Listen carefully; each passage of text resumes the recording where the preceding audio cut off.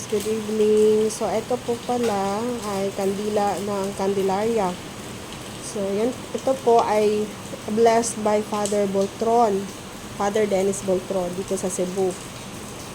Ginamit ko ito noong nag-bless kami dito sa bahay. And then right now kasi ang lakas ng kidlat dito sa amin, ang lakas ng ulan. Kaya ako ay naglalight po ng Candelaria.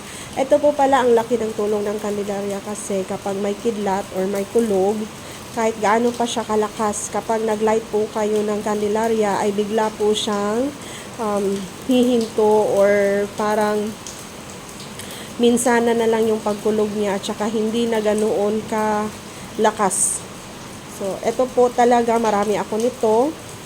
Pwede po kayong bumili ng kandila sa gilid ng simbahan o sa labas ng simbahan ninyo at ipa-bless nyo po iyan sa pari. So, magiging Candelaria na po siya. So, tingnan nyo nga naman, meron pa itong ribbon kasi ito po yung ginamit ko noong nag-blessing po kami sa bahay. So, ano po, I kept it and then itinago ko siya. Medyo marami po ito. Pero, sa ngayon, parang kumonte na lang kasi madalas po akong naglalight ng Candelaria na candle kapag may kulog. So, yan po. Magandang gabi po sa lahat.